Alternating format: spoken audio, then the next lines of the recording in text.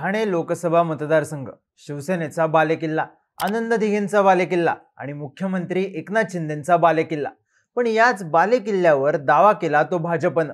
भाजपचे राम कापसे, रामभाऊ म्हाळगी असे नेते इथून निवडून आले असल्यानं आणि सध्याच्या समीकरणात भाजपचे आमदार जास्त असल्यानं साहजिकच अशी चर्चा रंगली की ठाणे लोकसभा शिंदेंच्या हातून निसटणार। इकडून भाजपच्या उमेदवारांची चर्चा झाली, अगदी जागा शिंदेंना सोडायची झाली तर भाजपचा उमेदवार शिंदेंच्या चिन्हावर लढेल इथपर्यंत गोष्टी रंगल्या। पण मुख्यमंत्री एकनाथ शिंदेंनी तह यशस्वी केला, ठाणे राखलं आणि मैदानात उतरवलं नरेश म्हस्के यांना। प्रताप सरनाईक, रवींद्र फाटक असे नेते असताना शिंदेंनी विश्वास दाखवला तो नरेश म्हस्के यांच्यावर। ठाण्याची जागा जिथे शिंदेंना फक्त जागा मिळवून भागणार नाहीये तर जिंकणं महत्त्वाचं आहे, तिथून नरेश म्हस्केच का? एका अर्थानं शिवसेना कोणाची हे ठरवणाऱ्या मतदारसंघात नरेश म्हस्के यांनाच उमेदवारी का मिळाली, पाहूयात या व्हिडिओमधून। नमस्कार, मी चिन्मय आणि तुम्ही पाहताय बोल भिडू। नरेश म्हस्केंना उमेदवारी मिळण्याचं पहिलं कारण त्यांचं शिंदे निष्ठ असणं। ठाण्यातली लढाई ही थेट शिंदे विरुद्ध ठाकरे अशी आहे। बंड झाल्यानंतर ठाण्याचे शिवसैनिक मोठ्या संख्येने एकनाथ शिंदे यांच्यासोबत गेले, कारण ठाण्यातल्या सेनेवर शिंदेंचा पूर्ण होल्ड होता। महापौरपद, स्थायी समिती ते अगदी आमदारकीचं तिकीट वाटप यावर एकनाथ शिंदेंचा थेट वरचष्मा होता। पण या सगळ्यात ठाण्याचे खासदार आणि शिंदेंचे जवळचे मित्र समजले जाणारे राजन विचारे उद्धव ठाकरेंसोबतच राहिले। साहजिकच ठाण्यातलं चित्र ठाकरेनिष्ठ विरुद्ध शिंदेनिष्ठ असं बनलं। आता नरेश म्हस्के हे पहिल्यापासून एकनाथ शिंदेंच्या जवळचे, त्यांचा नगरसेवक पदाचा वॉर्डही एकनाथ शिंदेंच्या कोपरी 5 पाखाडी या विधानसभा मतदारसंघातच येतो। 2012 मध्ये नगरसेवक म्हणून नरेश म्हस्के यांनी कामाचा धडाका लावला। कमी वेळातच त्यांचं ठाण्याच्या राजकारणात वजन बसलं, शिंदेंच्या जवळचे नेते म्हणून नाव पुढे येऊ लागलं। 2014 मध्ये ठाण्यातून राजन विचारे खासदार म्हणून निवडून आले। त्यानंतर नरेश म्हस्के ठाणे विधानसभेसाठी इच्छुक होते, त्यांनी मोर्चे बांधणी पण सुरू केली। पण शिवसेनेनं रवींद्र फाटक यांना रिंगणात उतरवलं आणि म्हस्केंचा पत्ता कट झाला। त्यावेळी भाजपनं म्हस्के यांना आपल्याकडे घेऊन तिकीट देण्याची तयारी दाखवली। म्हस्के यांची अस्वस्थता भाजपनं हेरली, पण म्हस्के यांनी त्यांना प्रतिसाद दिला नाही। ते शिवसेनेशी आणि विशेषतः एकनाथ शिंदेंशी एकनिष्ठ राहिले आणि त्याचं फळ त्यांना मिळालं, ठाणे शिवसेना जिल्हा प्रमुख या पदाची जबाबदारी मिळणं। शिवसेनेत अत्यंत प्रतिष्ठेचं पद असणारं जिल्हा प्रमुख पद, त्यानंतर 2017 मध्ये सभागृह नेतेपद आणि 2019 मध्ये ठाण्याच्या महापौरपदी बिनविरोध निवड झाल्यानं शिंदेंचा वरदहस्त असल्यानं म्हस्के यांचा होल्ड वाढतच गेला। मग जेव्हा एकनाथ शिंदे यांचं बंड झालं तेव्हा शिंदेंच्या पाठिंब्यात रस्त्यावर उतरणारे जसे श्रीकांत शिंदे होते तसेच नरेश म्हस्केही। बंडानंतर त्यांनी ठाकरेंच्या सेनेतून पदाचा राजीनामा दिला।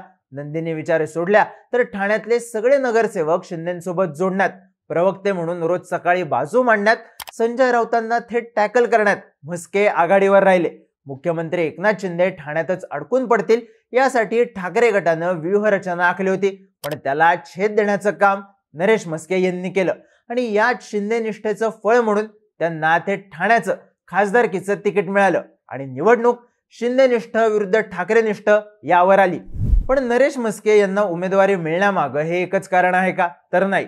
दुसरं कारण म्हणजे त्यांची मिस्टर क्लीन ही इमेज।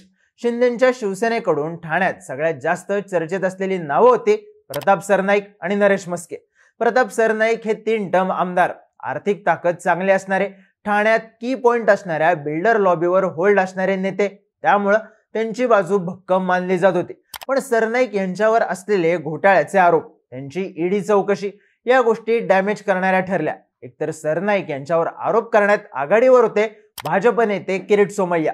सरनाईक यांना क्लीन चिट मिळाली असली तरी आरोप पुन्हा डोकं वर काढू शकतात, त्यात भाजपशी जुळवून घ्या अशी मागणी उद्धव ठाकरेंकडे पहिल्यांदा सरनाईक यांनीच केलेली। त्यामुळं भाजपला सरनाईक यांचा प्रचार करणं अवघड झालं असतं, तर उद्धव ठाकरे गटाला नॅरेटिव्ह उभं करणं सोपं गेलं असतं। पण हेच म्हस्के यांच्यावर गंभीर आरोप नव्हते। त्यांनी बंडानंतर शिंदेंसोबत जाण्याचा निर्णय घेतला होता तो फक्त शिंदेंवर असलेली निष्ठा दाखवण्यासाठी। म्हस्के यांच्यावर नसलेले मोठे आरोप, मागं नसलेलं मोठं प्रकरण, चौकशीच्या फेऱ्या नसणं या गोष्टी त्यांना प्लस मध्ये घेऊन गेल्या। तिसरं कारण म्हणजे इतर पक्षातल्या नेत्यांशी जुळवून घेण्याची क्षमता। जागा वाटपाच्या रस्सी खेचावेळी नरेश म्हस्के आणि भाजप नेते यांच्यात अनेकदा खटके उडाल्याचं किंवा टीका टिप्पण्या झाल्याचं दिसून आलं. पण असं असलं तरी म्हस्के यांचे सगळ्याच पक्षाच्या नेत्यांशी चांगले संबंध आहेत. मग ते अगदी अजित पवार गटाचे नजीब मुल्ला असतील किंवा भाजपचे नेते असतील. नरेश म्हस्के यांनी संवाददूत म्हणूनच भूमिका बजावली आणि त्यामुळेच त्यांची इतर पक्षातल्या नेत्यांशी जुळवून घ्यायची क्षमता वाढली. आता ही क्षमता कशी फायद्याची ठरली याचं उदाहरण म्हणजे 2019 मध्ये नरेश म्हस्के ठाण्याचे महापौर झाले ते बिनविरोध. त्यांच्यासाठी एकनाथ शिंदेंनी राष्ट्रवादीमध्ये शब्द टाकला असं सांगण्यात आलं आणि तिकडूनही म्हस्के यांच्या नावाला कोणताही विरोध झाला नाही. सध्याच्या गणितात पाहायचं झालं तर ठाण्यात महायुतीमध्ये अंतर्गत नाराजी रंगणार अशी चर्चा आहे. अशावेळी शिंदेंनी म्हस्के यांच्या रूपात सर्वांना चालेल असं नाव दिलं आहे. म्हस्के यांचं कुणाशी थेट राजकीय वैर नाही. त्यांच्या मोठ्या होण्यानं कुणाचा मतदारसंघ जाईल किंवा महानगरपालिकेवरचा होल्ड जाईल अशी ही परिस्थिती नाही. राजन विचारे यांच्या निवडून येण्यात संघाचं केडर, भाजपची ताकद आणि एकनाथ शिंदे फॅक्टर या तिन्ही गोष्टी महत्वाच्या होत्या असं सांगण्यात येतं. म्हस्के यांच्या नावामुळे या तिन्हीची बेरीज आणि आनंद परांजपे आणि मनसेचं बळ मागं उभं करण्यात शिंदे यशस्वी ठरले तर राजन विचारेंसाठी ही लढाई सोपी नसेल असं सांगण्यात येतंय. ठाण्यातून नरेश म्हस्केच का याचं चौथं कारण म्हणजे कार्यकर्त्याला उमेदवारी दिल्याचं परसेप्शन. नरेश म्हस्के 2012 मध्ये पहिल्यांदा नगरसेवक म्हणून निवडून आले. मागच्या 10 वर्षात त्यांनी सभागृह नेता, महापौर, जिल्हा प्रमुख आणि प्रवक्ते अशी मजल मारली. त्यांचं नाव विधानसभेवेळी चर्चेपुरतच मर्यादित राहिलं. ठाण्यात महापौर म्हणून आणि कल्याणमध्ये संपर्क प्रमुख म्हणून त्यांनी शिंदे पितापुत्रांसाठी ग्राउंड सांभाळण्याचं काम केलं. ठाण्याच्या झोपडपट्टी भागात केलेलं काम, आंदोलनांमुळे झालेली इमेज बिल्डिंग या गोष्टी म्हस्के यांच्या पथ्यावर पडणाऱ्या आहेत.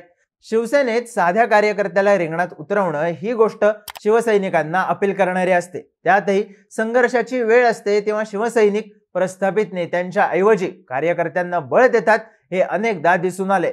हाच डाव एकनाथ शिंदेंनी म्हस्के यांना उमेदवारी देऊन साधल्याचं बोललं जातंय. कारण म्हस्के कार्यकर्ते म्हणून ठाण्यात ग्राउंड लेवलला जोडले गेले आहेत. विचारांप्रमाणेच त्यांचा पूर्ण ठाण्यात जनसंपर्क आहे. म्हस्के यांच्यासाठी शिंदेंनी भाजपकडून मतदारसंघ खेचून आणला.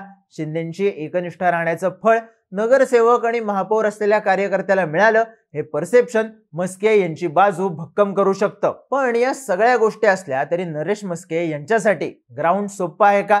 तर शिंदेंच्या बालेकिल्ल्यात शिंदेंचा सगळ्यात जवळचा माणूस रिंगणात उतरला असला तरी लढाई एक हाती नक्कीच नाही. कारण विचारे यांनी 2 टर्म खासदार म्हणून काम केले.